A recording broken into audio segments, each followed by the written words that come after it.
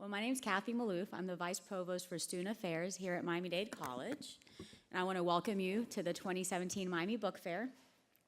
So as you know, the book fair doesn't just stop tomorrow. It continues. We have lots of activities throughout Miami, different events and different programs to celebrate authors and books. I do want to mention some of our premier sponsors of the book fair. We have the Knight Foundation, OHL, the Batchelor Foundation, and the D Group Foundation. So we're happy for them to be our sponsors to help this make this happen. Also, of course, Miami-Dade College is the convener and the host of the fair. And at MDC, we have some wonderful opportunities in different programs if you're interested in continuing your education, everything from hospitality to journalism to fashion. So if you're interested, either for you or any one of your family or friends, we do have a recruitment tent across next to Building 8. And of course, you can always visit our website for more information. So today we have two authors in the next hour. We have both Bill McGibbon and Lydia Millett, and we'll start with Bill first and then lead on and then finish with Lydia. It's about 30 minutes for each author. So if y'all can go ahead and silence your cell phones at this time.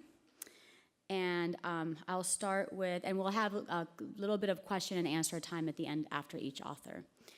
So the first author is going to be Bill McGibbon. He's an author and environmentalist, and his 1989 book, The End of Nature, is regarded as the first book for a general audience about climate change and has appeared in 24 languages. He's gone on to write a dozen more books, including Earth and Oil and Honey. He's a founder of the 350.org, the first planet-wide grassroots climate change movement, which launched the fast-growing fossil fuel divestment movement. In Radio Free Vermont, which is a fable of resistance, McGibbon entertains and expands upon an idea that becomes more popular than ever, seceding from the United States. McGibbon imagines an eccentric group of activists who carry out their own version of guerrilla warfare, which includes dismissing local middle school children early in honor of Ethan Allen Day, and hijacking a Coors Light truck, replacing the stock with local brew. Witty, biting, and terrifyingly timely, Radio Free Vermont is Bill McGibbon's fictional response to the burgeoning resistant movement. So if you can help me introduce and welcome Mr. Bill McGibbon.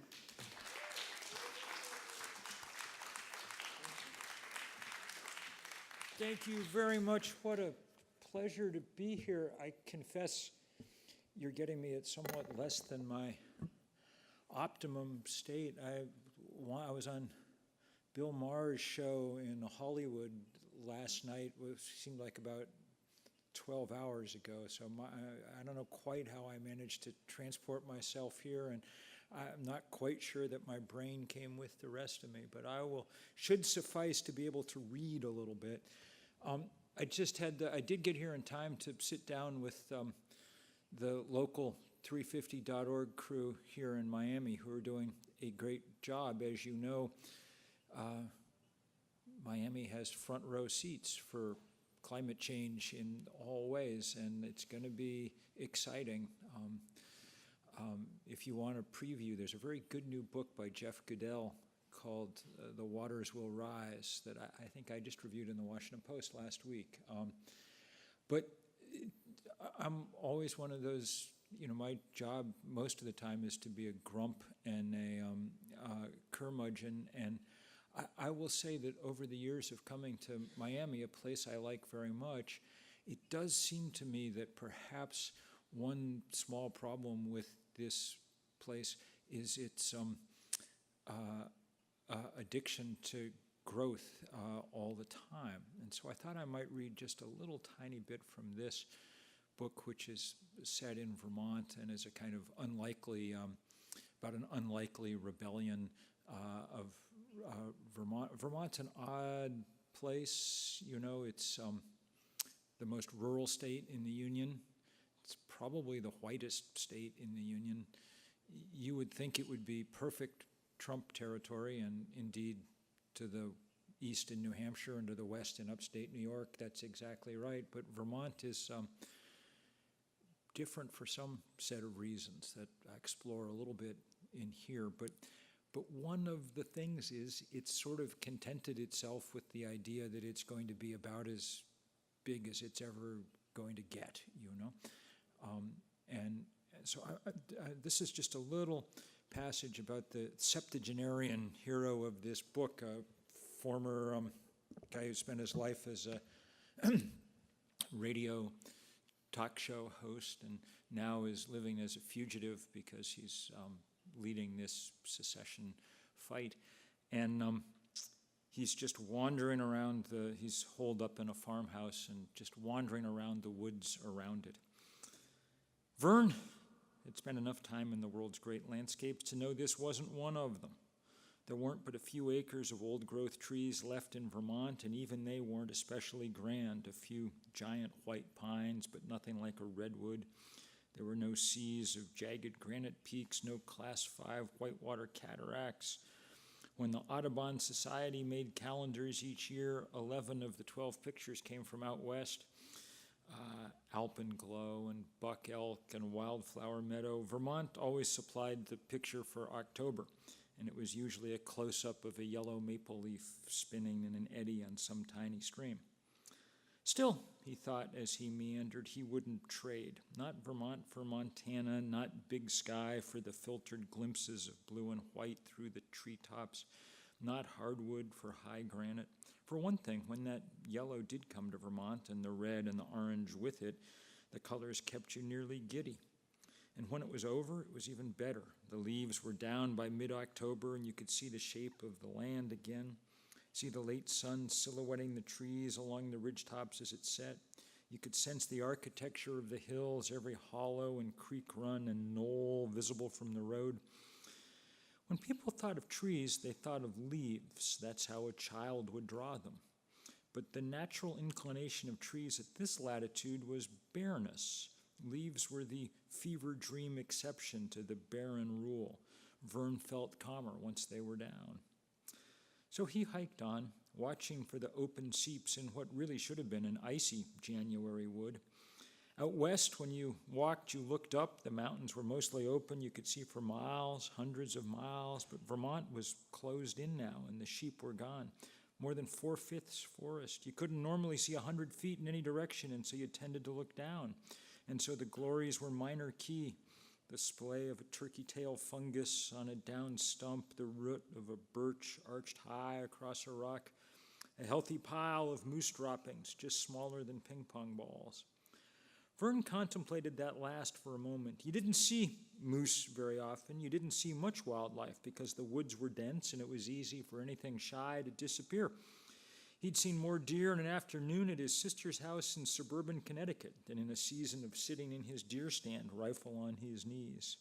He remembered a trip to Yellowstone when the kids were young and how odd it had seemed to be able to stand on a ridge and see bears and elk and bison wandering by below in full view. He felt a little embarrassed for them. It seemed much more natural just to come across traces, scat or buck rub on the soft bark of a cedar, or the claw marks of a bear after beech nuts. He didn't need to see the animal itself any more than he needed to see his neighbors in their houses when he drove down the road. The thin line of smoke coming up from the chimney was assurance enough. But knowing that the moose had returned to Vermont in his lifetime pleased him enormously.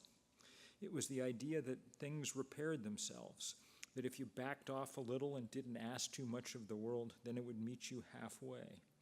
This was one of the few corners of the planet that had gotten better in the last century, he thought, greener, healthier. The damage that too many sheep had done was wearing off. Or maybe you didn't need to think of it as damage. It had been good then when Vermont was full of farmers, and it was good now when Vermont was full of trees. Life ebbed and flowed, came and went. Goodness didn't demand the one-way arrow toward progress, toward more. It was, he thought, a blessing to have lived out his life in a place that spun slowly like that yellow leaf, an eddy in the American Rapids, a place that was shrinking when most of the country was growing, ever growing. But the too warm January breeze pulled Verne out of his contentment. He saw a sloppy pile of bear scat on the ground next to his foot, and he shook his head. Bears were not supposed to be out in the woods in January, not in Vermont. They should be in their dens. Vermont might be a place outside the world's rush, but the world's rush was doing it in. Winter was vanishing, for one thing. You couldn't just ignore the world. That was the problem, because now it pressed in on you without regard for borders. Most presidents in his lifetime you could forget for weeks at a time, but not this one with the endless twittering. Too much somewhere else became too much here. And so they set out to try and isolate themselves a little bit, to secede from the rest of the Union. Secession, a plot device in this case.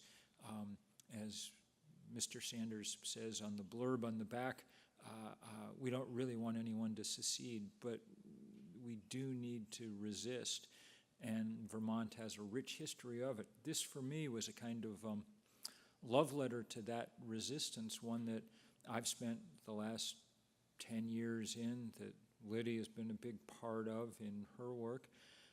Resistance that's burgeoned and blossomed in the last year, which is, for my money, the only good news of the last year. I think it's been a horrible year in every way.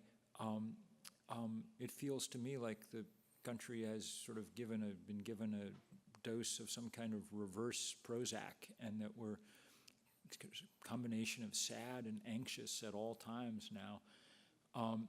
And so instead of publishing my usual, instead of doing my usual work, which is just really to bum people out, I thought it was probably a good year to try and write something that was a little funny. I wrote it very much in the tradition of, I was thinking hard as I was writing it over the years of one of my old friends, the late, great desert rider, Edward Abbey, and a book called The Monkey Wrench Gang that I highly recommend to you, one of my favorite novels of years ago. And this is a little bit the same, but transposed 2,000 miles east and transposed into Vermont, which is a much more gentle place. I told you that this hero was had been a radio guy, and one of the ways that he's fomenting this rebellion is to be broadcasting. Of course, he can't, since he's a fugitive, broadcast sort of normally from a radio station usually, but the podcast is a remarkable new technology to bring so he's from deep underground been producing these podcasts that have kind of been the rallying point for this new Vermont independence. On the last day, though, they're leading up to town meeting. Do you all know about town meeting? I've said before that Vermont was different. One of the reasons it's different is that we govern ourselves with town meeting. Every first Tuesday in March, each town in Vermont, everybody in town gets together in the high school gym or the church basement or whatever and just hashes out the budget for the next year and debates about whether the roof on the school can last another year, and how much should we set aside for snow plowing, and on and on and on. And town meetings, it's among other things, I mean, it's Athenian democracy at its most direct. One of the things it does is enforce a certain kind of neighborliness, because you kind of have to get along. And I've thought from time to time what would happen if our president appeared at town meeting in my town speaking the way that he routinely now addresses the world through Twitter or whatever. And what would happen is people would look on in mild shock for a few minutes and then just say, no, you know what, someone else's turn, we don't actually do that here, whatever. I mean, he couldn't get away with it. When they're coming up to town meeting, which is where they're going to be voting on secession, these guys surface just enough that they're able to do one real call-in show on the radio while the feds are kind of closing in on them, while the police are on the line and are on the way in, trying to sort of figure out where they are. And I'll just read a little tiny bit from the end of it. The last call.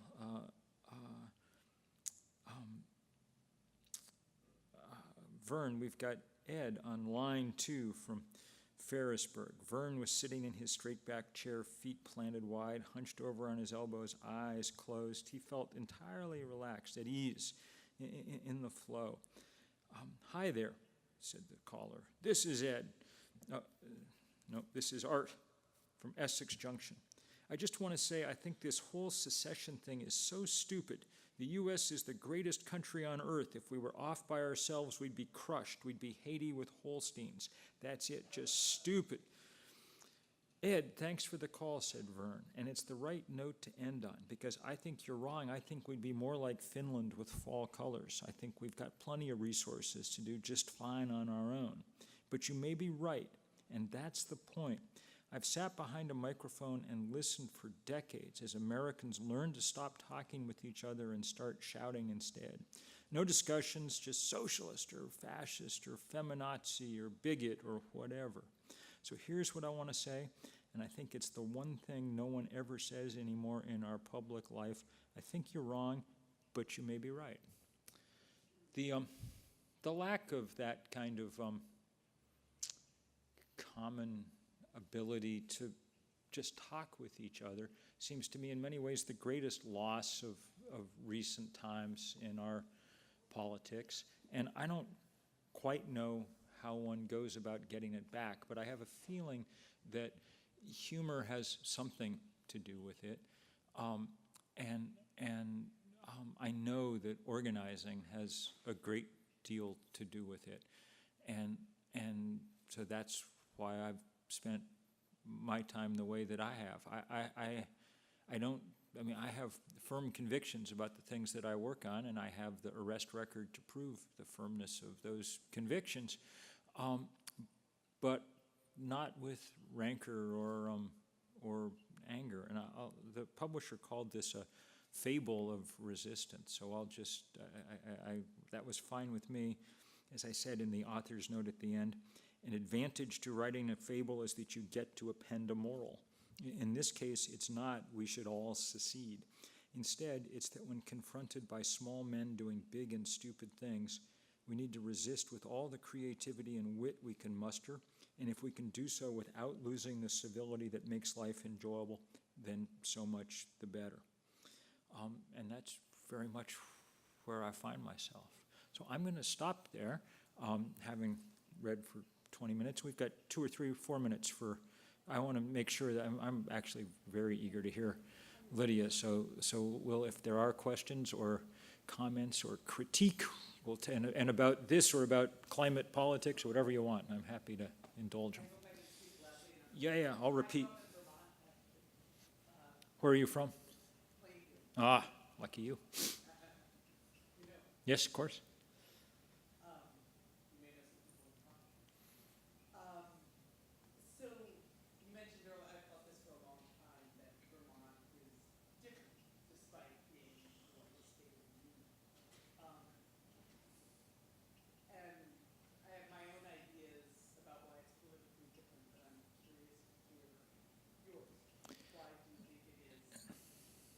Town meeting is one reason. Its interesting history is another. I mean, Vermont was an independent republic for 15 years before it joined the other 13 original colonies. And that sort of stubbornness and independence has stayed with it. It's no accident that Vermont's junior senator is the longest running independent member of Congress in American history. And probably, from my point of view, a good sign that Mr. Sanders is the most popular politician in America, and by a large margin, because he somehow managed to embody a good deal of what's right about Vermont and Brooklyn at the same time. And that may be Vermont's other secret. It's pretty porous. People come and go, and there's a lot of in and out migration all the time, and so it's been less stuck in itself than some other rural places too. My perspective may be skewed because I grew up in Concord. Yeah. But Yep. 60s and 70s, and ended up getting along pretty well with New Englanders Yep. who were like, leave well enough alone, and So, just don't bother me. so one of the heroes of this book is a woman who came from New York as a child of hippie parents, but she, immediately joined 4-H and whatever. And now she runs, the place where they're holed up actually is her house, and in it she makes her living running a school for new Vermonters, where people come to learn how to like drive in the mud and how to cut down things with a chainsaw safely and so on, and so all the sort of skills that you need to thrive there. Yes?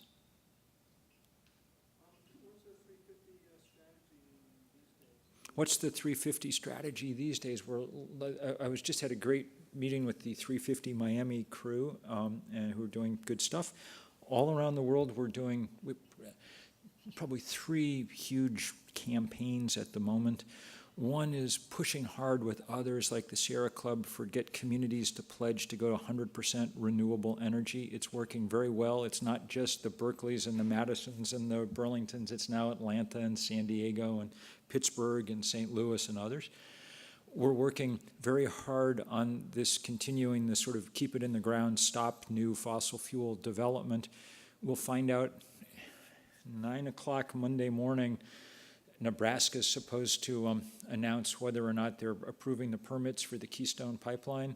If they say yes, those of you who are on the 350 mailing list will be getting a missive before the day is out asking that you schedule a little time in the spring when construction season starts to come block the pipeline that'll be getting built.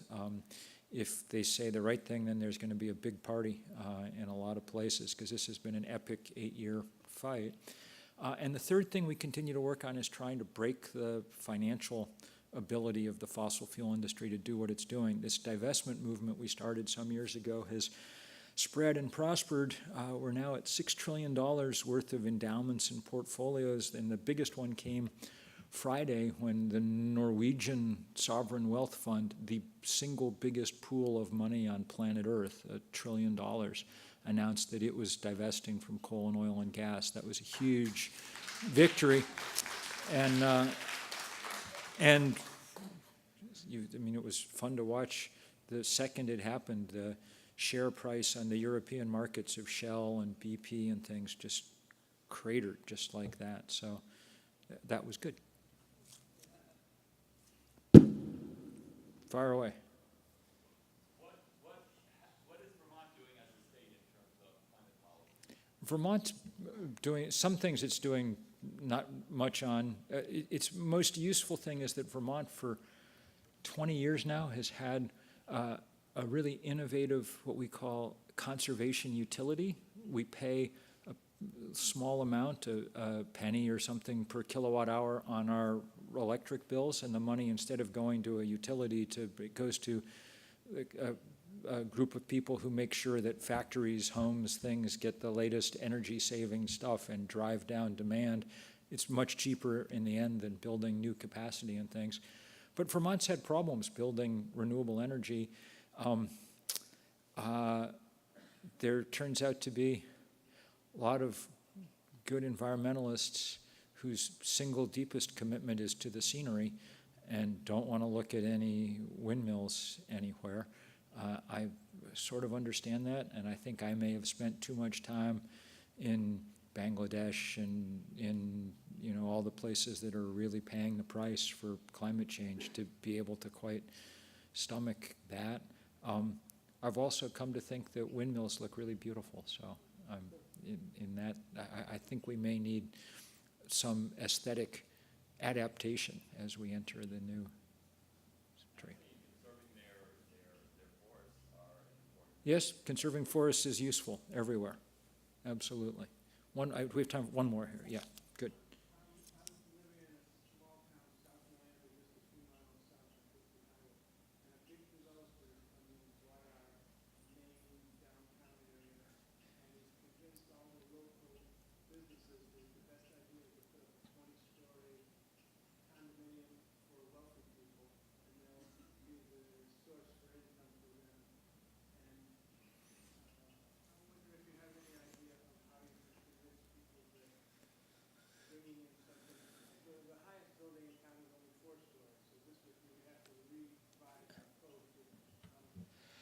it almost sounds like something out of a novel. I mean, it is a classic question, and it goes very much to the heart of this stuff about bigness. I've explored it in nonfiction in a book called Deep Economy, which attempts to sort of make the case that this is a mistake, both in environmental and in sort of human terms, that we really don't want growth in the ways that we've grown large enough, and that at this point growth has become kind of malignant force.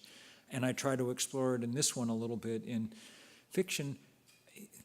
The difficulty is that we've allowed ourselves to become unrooted, unconnected to our places enough that it's hard to defend them now.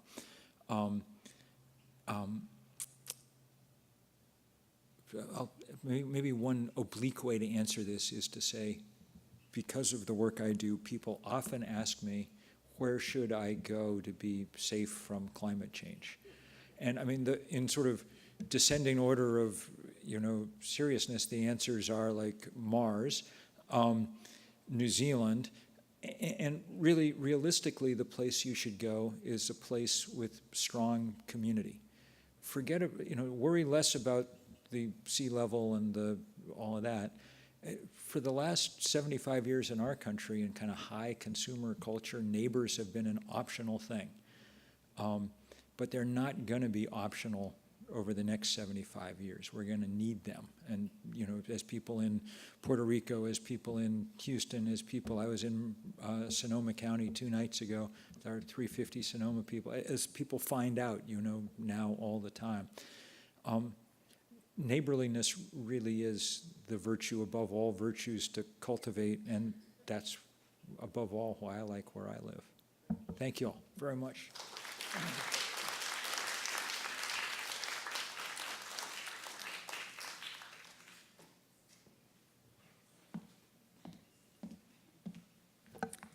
Well, next we have author Lydia Millett. She's the author of the novels Mermaids in Paradise, Ghost Lights, Magnificence, and other books. Her story collection, Love and Infant Monkeys, was a Pulitzer Prize finalist, and her latest book, Sweet Lamb of Heaven, a novel, has been nominated for the National Book Award for Fiction. Blending domestic thriller and psychological horror, this compelling page-turner follows a mother fleeing from her estranged husband. Sweet Lamb of Heaven is a first-person account of a young mother, Anna, fleeing her cold and unfaithful husband, a businessman who just launched his first campaign for political office. When Ned chases Anna and their 6-year-old daughter from Alaska to Maine, the two go on into hiding in a rundown hotel on the coast. But the longer they stay, the less the guests in the dingy motel look like typical tourists, and the less Ned resembles a typical candidate. As his pursuit of Anna and their child moves from threatening to criminal, Ned begins to alter his wife's world in ways she could never have imagined. So please help me give a warm welcome to Miss Lydia Millett.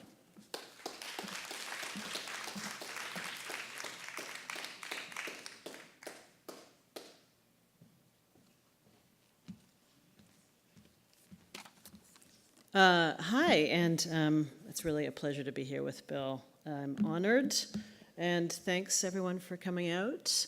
And that was a nice introduction. I fear I will not read from that book, however, because first of all, it does actually vaguely have to do in certain ways with climate change, but there's nothing sort of there I could get to quickly, and so I think instead I'll read from a book of short stories I have coming out in the summer called Fight No More, which is a line stolen from Chief Joseph. And this particular story is about an older woman who's having to move. She's become frail enough that she's having to move from her home of many years in with her son, whom she doesn't like very much. It's called The Fall of Berlin. She loved her home so much and had loved it deeply for so many years that when she thought of her death, it was the house she felt sorry for. No one would ever hold this place as dear as she did. The house wasn't grand. From the outside, it was frankly plain. But she'd furnished it so deliberately, so delicately over time, that every shade of color or light, every nook and corner was cared for, warm and welcoming, Curated, they said now, about everything. Her home was curated. The furnishings were only her belongings and not permanent by nature, though she wished them to be. On the news recently, a venerable archaeologist in Syria had been murdered by militants. He'd been defending a cache of ancient artifacts from Palmyra, refusing to tell the radicals where they were. They cut his head off. When she heard it on the news, she cried. Courage, she thought, that was courage. But this was only a home, only her house, and even before she died, the whole place would be taken apart methodically, no sentiment wasted. Her chairs, rugs, lamps would be separated from each other with violent haste, never again to be part of this perfect harmony. If she was lucky, they would be sold to people who valued them. That was the best case, and even the best case was unbearable. She gazed out the window from her favorite armchair, a graceful prospect. In the breeze, her front yard trees dipped and swayed. The greatest of them was a Norfolk Island pine, its rounded needles like velvet. Beyond the moving bough, she could see a haze of blue lupins among the river rocks, and then the neighbor's hedge, and beyond the hedge was only sky, where on this sunlit late afternoon a bank of cumulus had gathered, billowing flowers of atmosphere. Now was the time to give up what she loved. She knew that, but it was so hard. She should have specialized in Buddhists instead of fascists. Then maybe she'd be ready for the world to fall away. Ready to rise, her arms outstretched, with nothing to the left of her and nothing to the right, enter the air. Is it really hissy? Does it sound really hissy to everyone, or is it just to me? It's okay? All right. There was his car, its top a hard shine of silver, pulling up to the curb. It wouldn't be assisted living, at least. For this she was gladder than she could ever say. Her son's guest house was butter-colored stucco and surrounded by a lush garden. He paid a gardener to do the heavy lifting, but she'd putter around, prune, and put in some plantings here and there. She'd dwell in the backyard, quiet and humble, the troll lady in the hut, the gnome and the hollyhocks, the grandmother and the calla lilies. Twice over, for her new daughter-in-law, the 24-year-old he'd left his first wife for, and his son was expecting. There were 3 boxes, all marked study. Before her hip went bad, she would have had to carry them. They sat through the open door to the study in her line of sight. Study, study, study.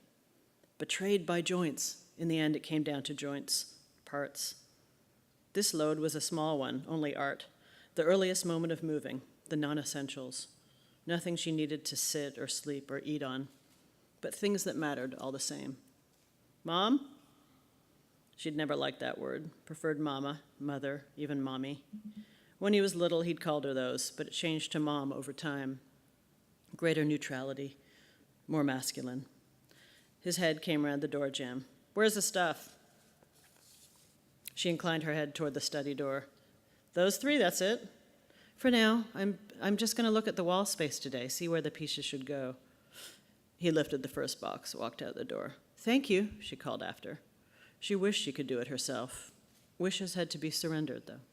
Surrender, she thought, give up. These were verbs of defeat.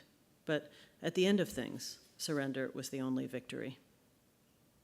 Maudlin, she wasn't dying yet, for Christ's sake, just moving out, which people did every day, commonplace. No hospital smells in store for her, no cafeteria smells, no humiliation and the loss of privacy. She'd visited her cousin at an old folks' home. Upscale, they claimed, but the smells had been so disgusting. Also the tube lights overhead, that sick fluorescence that bleached out the world. He was helping her out of the armchair next, and she was performing her invalid's walk toward the front door.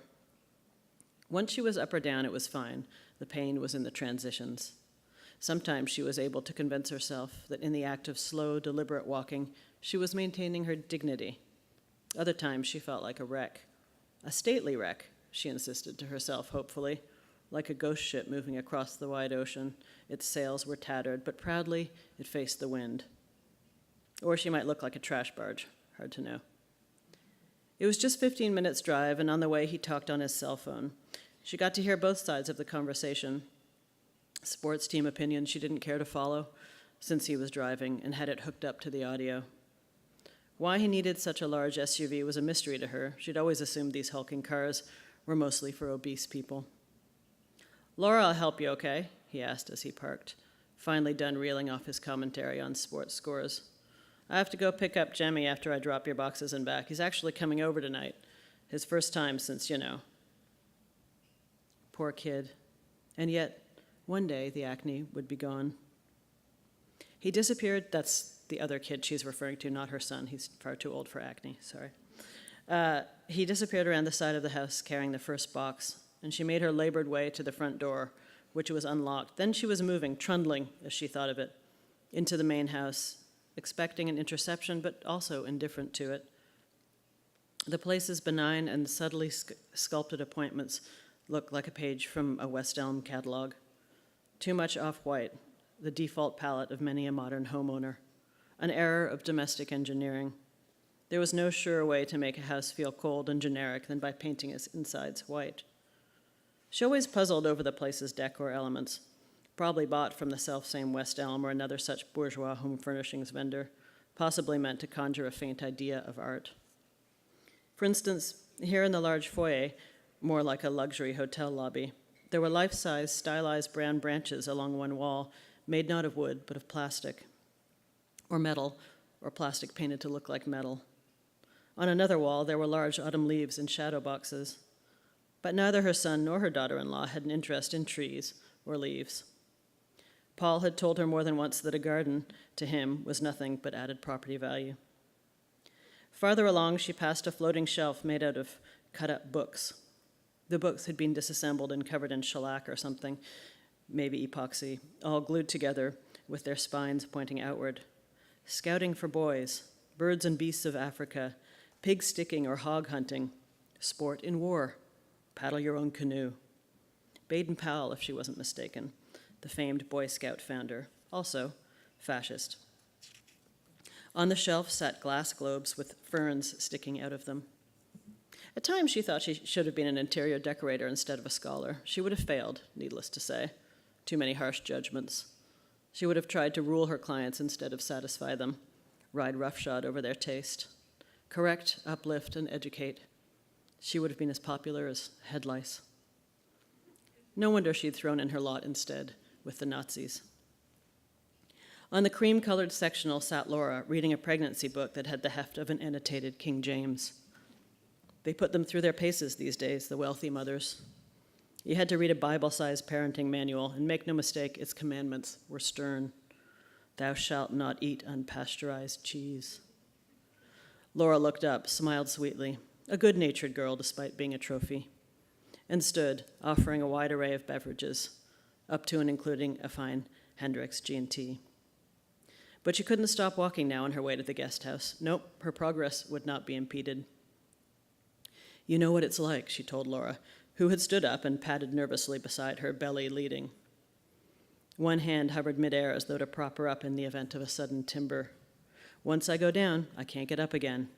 I've fallen and I can't get up. Remember that, the famous commercial?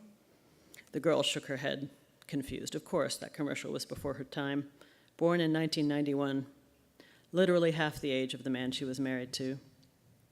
Paul was already 48, but still didn't believe in old age. As far as he was concerned, decrepitude was something that happened to others, his mother, for instance.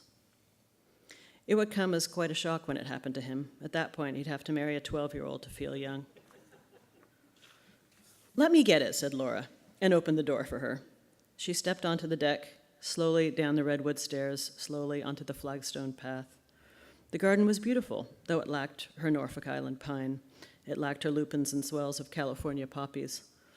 But those could be easily ushered in. Her pine, though, she'd never see its like again.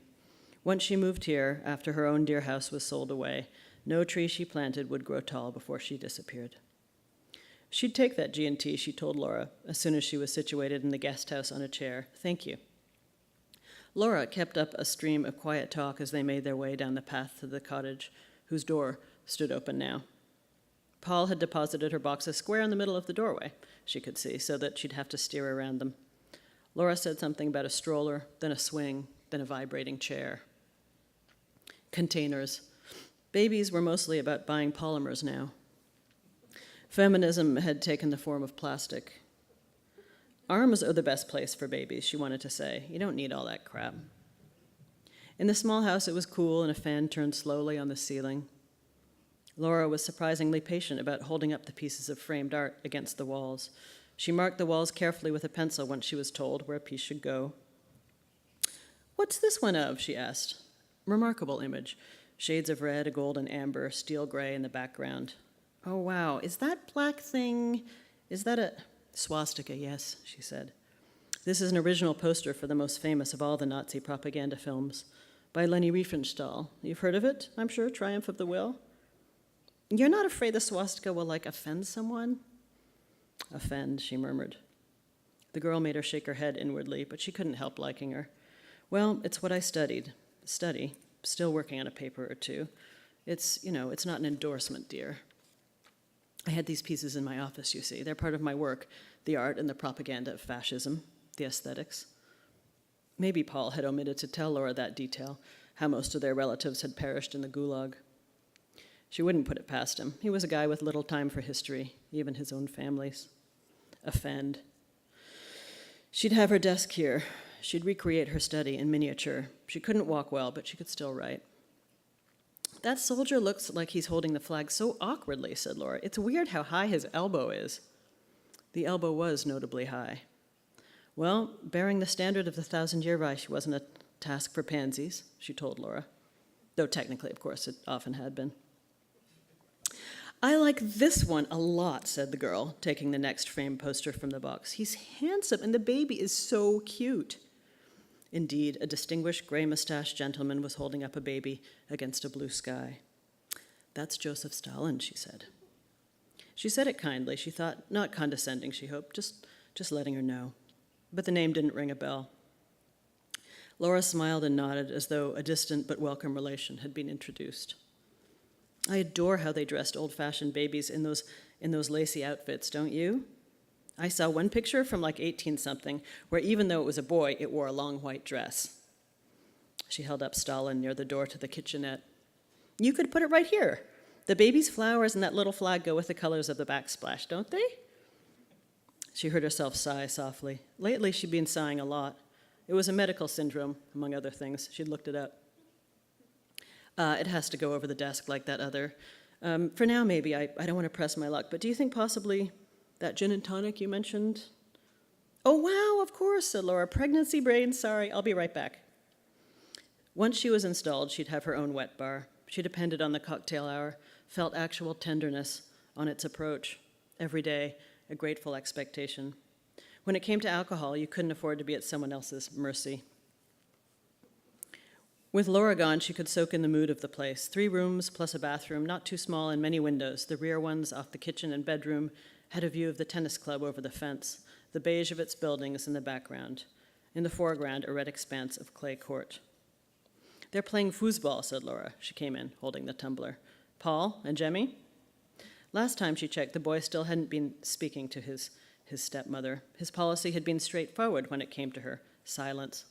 She was only 8 years his senior, and he spoke to her mostly in monosyllables. Barely spoke to his father either. His mother was deeply depressed, so it was scarcely a surprising resentment. But all in all, Laura, who'd been ignorant of Paul's first marriage when he first picked her up at a nightclub, due to outright lies on his part, and had then gotten knocked up, accepted it with good grace. "So when are you thinking you'll move in?" asked Laura. "I'm not in a hurry," she told her. She took a sip of her drink and let it sit on her tongue. I'm seeing if I can maybe skip a little ahead so that we can fit in the end of this thing. So let's see. Her grandson comes out to see her. When Jemmy came to get her, walking his slouching walk, his lowrider jeans a mere hair's breadth from exposure of his genitals, he wore his default sullen expression. But he grinned when she held out her glass to him, only the watery dregs. He was well below drinking age, so he appreciated even the smallest gestures toward inebriation. She made it her business, when not in view of either of his parents, to parcel out booze to him. Gin was better than marijuana, after all, when it came to conversation. "Thanks, Graham," he said, and slugged it back. "You rule." He set the empty glass on the rim of a planter and bent down to help her up. He was a perceptive kid, despite the crude acting out. She saw the bad behavior as a tithe, not to a church, but to his pubescent demographic. He'd grow out of it. Meanwhile, he knew just the right angle, just the right speed at which to help raise her to her feet, and the pressure of his hands was solid and comfortable, unlike his father's. Sure, her grandson liked her mostly because she slipped him liquor, but she could hardly blame him for that. And so she's walking toward the dinner table, and she's thinking about genocide, and she's thinking about how the greatest genocide actually happened in North America and South America, and not in Europe. And I will go from there on that cheerful note to the next cheerful note, which will end the story. And what had she done? She studied the art and design of the imitators of genocide, the Nazis and the Stalinists. The second or even third generation, the weak-minded copiers of race domination, with their brilliant banners and engineers of empire. She'd scrutinized their accoutrement, following in their path with a microscope and a sad flutter of little red articles. This was the song she offered up to the fallen. She'd held it as an article of faith that distance gave you insight, but distance gave you distance. She would have laughed at herself if she had it in her. Something faltered, a pang shot up her leg from the knee, a flicker of agony. She clutched Jemmy's arm harder. "Graham, you okay? I think..." And there it was again, a long stab up to the joint of the hip, to the bursa, that sac in the joint full of fluid. She had the feeling she was hollow. What bones she had were made of glass. But terribly, the glass was sharp on each end, split into shards like a paintbrush whose bristles were pins, and those pins were embedded in the nerve-racked flesh.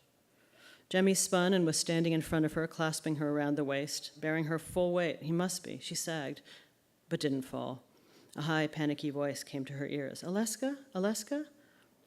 Vaguely, she remembered asking Laura to call her Professor Korzak, though. But could she have, possibly, or was that a dream? She hoped so. She couldn't have been so rude. She was rigorous, but rude only when provoked. Not to the innocent. It hadn't been her upbringing. The true people of the book were seldom impolite. I'm okay. Thanks, Jemmy. Thanks, dear. Just give me a moment. Steady there, Graham. It was my body. Still, she was a bit confused. A form of aphasia, possibly, where you say the wrong thing. But she felt firmer and steadier every second. Solid. She was herself. She was herself for a little while yet. "Aleska, what was that? You want to sit down? Rest?" The girl's pretty, concerned face was suspended beside them. Jemmy still held her up. He was the solid one. He was the mainstay. She thought of his mother, an intelligent woman, if depressive. Worlds apart, the first wife and the second, a woman and then a girl. Paul knew the difference. Even he knew. But for his purposes, he didn't give a shit. It made her sad. She'd wanted to raise a finer man. I'll make it to the table." She stumbled, Laura called to Paul, coming out the back door. "I'm all right." She felt like an ancient bride advancing along the garden path on her grandson's arm toward the wedding feast. He'd give her away, but to whom? She was already given. She had given. She'd given all she had, and it was surely not enough. Not by a long shot. In so many traditions, heaven was in the sky. It made sense up there where personhood dissolved, dominion of light and ether. Go on, just leave the earth. Your work here is done. Insufficient, but over with. But how much she loved this place. If only she could find someone to live in her home exactly as it was, not with its inside stripped away, but with everything still in position, soft and careful, its every corner well-disposed to company. If someone could exist there on through time and quietly appreciate the place the way she had, if they could know the small, unsayable beauties of that cherishment in all their singular detail, if she could hand that down inside her house. I may have failed, but I knew one precious thing. I knew what was beautiful. So take my home here, take the way I lived, nestled within these rolling hills. Take my view of the sky, and on a clear day, the ocean. You too will thank this life, flooded with gratefulness. Bow your head. Okay, sorry, that was a little longer than I thought it would be. The first time I've read it, so. And 5 minutes or something, if anyone has anything to say or questions. Also I also work in environmentalism, conservation on basically preventing species extinctions and on climate as well. And so our work has overlap. So questions for me about that are okay too, or just about my fiction.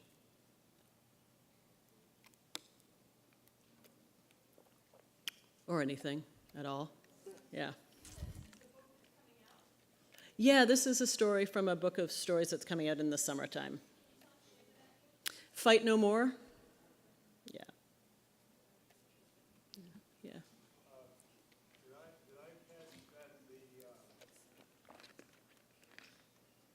protagonist there was saying that the Nazi genocide was modeled after the Native American genocide? Yeah, I kind of skipped over some of that material. Maybe a little clarification. Well, there are some accounts of Hitler's life, specifically where he, actually, there might even be something in Mein Kampf about this, I can't remember, but he speaks very admiringly of the American genocides, basically, and identifies them as, pretty much a model to be emulated, which I think is fairly recent, only sort of fairly recently being talked about in the literature around genocide in general.